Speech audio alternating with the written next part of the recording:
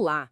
Esse é o podcast Instante de Infraestrutura Análise em 10 Minutos, uma iniciativa do Portugal Ribeiro e Jordão Advogados, produzido por inteligência artificial sob a curadoria do Maurício Portugal Ribeiro. Neste episódio, a gente vai tratar dos limites na aplicação daquela regra, sabe? Aquela que aparece sempre em editais e contratos de concessão, de PPP, sobre a natureza só referencial das informações que o governo fornece. Vamos analisar isso com base num artigo do sócio Pedro Pamplona Cotia. Bom, vamos lá então. Quem está nessa área de infraestrutura, concessões, PPPs, conhece bem, né, aquela cláusula padrão que diz, olha, os dados do governo são meramente referenciais. A sensação é meio que use por sua conta e risco, certo? O poder público basicamente fala, olha, estão aqui os estudos, mas não garanto nada não, faz aí sua própria lição de casa. Exatamente. Essa é a regra geral. E, em princípio, ela é válida. Sim. A lógica por trás é, de fato, transferir o risco, né? O risco da imprecisão desses dados iniciais vai lá para o futuro concessionário. Espera-se que o licitante, quando for preparar a proposta, ele já considere essa incerteza e precifique esse risco.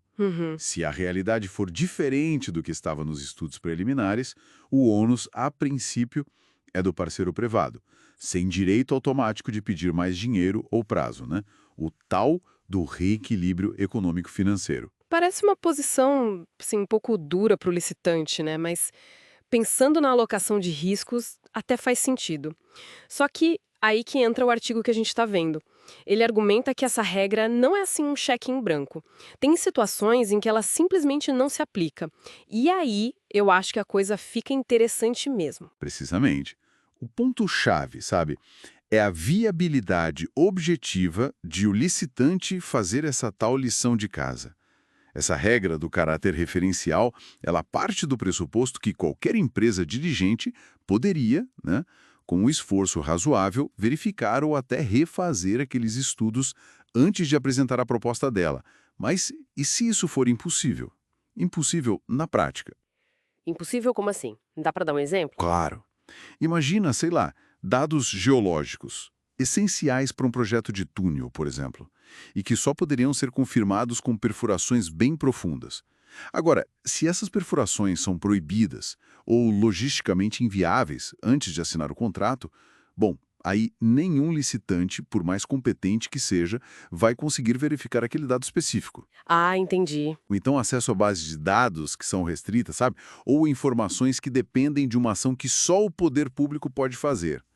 Se é objetivamente impossível para qualquer licitante checar um dado que é crucial, a base da regra referencial ela meio que desmorona, pelo menos para aquele dado específico. Entendi. Então não é uma questão de não quis checar, Yeah. não tinha como checar mesmo, certo? E por que isso afastaria a regra? Qual o fundamento? O fundamento é o princípio da razoabilidade. É um princípio que, ele permeia todo o direito administrativo, né? Incluindo licitações, contratos. Não se pode exigir o impossível ou o que é totalmente impraticável. Se a premissa da regra, que é a possibilidade de verificar falha, então aplicar essa regra cegamente seria irrazoável. Não faria sentido.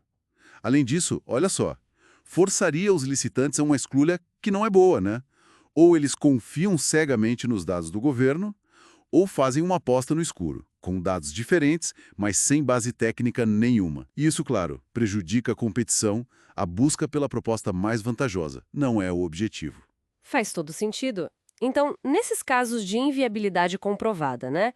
Como fica a situação do licitante? Tanto na hora de preparar a proposta, quanto depois, já na execução do contrato. Bom, nesse cenário específico, para garantir a isonomia, a competição justa entre todos, o mais razoável é que todos os licitantes usem aquele dado específico, aquele fornecido pelo poder público como base para suas propostas, já que, afinal, eles não puderam verificar de forma independente. O poder público, ao fornecer o dado nessas condições, ele acaba criando uma legítima expectativa de que aquele dado é acurado, né? E a consequência prática disso se lá na frente, sei lá, durante a obra, se descobre que aquele dado está totalmente errado? Aí está a principal consequência. Se o concessionário baseou a proposta dele naquele dado do governo, porque, lembrando, era inviável checar, e a realidade que ele encontra na execução do contrato é muito diferente, se isso gera prejuízos que não estavam previstos, aí sim nasce o direito ao reequilíbrio econômico-financeiro. Ah, então ele pode pedir o reequilíbrio nesse caso. Exato. Ou seja, um ajuste nas condições do contrato para restaurar aquela balança financeira que foi originalmente pactuada. Isso acontece porque esse desvio representa uma alteração, sim, fundamental das condições iniciais. E foi causada por um fato cujo risco não pôde ser assumido conscientemente pelo licitante, né? Dada a inviabilidade de verificar. Nessas circunstâncias bem específicas, o risco associado àquele dado não foi, digamos, validamente alocado ao parceiro privado pela cláusula referencial, porque a aplicação dela seria irrazoável ali. Perfeito. Então a mensagem final é: apesar da força que essa cláusula de dados referenciais tem, ela não é absoluta.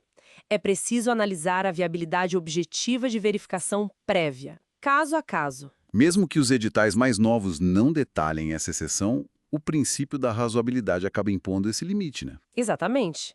É uma análise que precisa ser feita caso a caso, mas ela tem um fundamento jurídico sólido, sensoriamento remoto, análise de Big Data.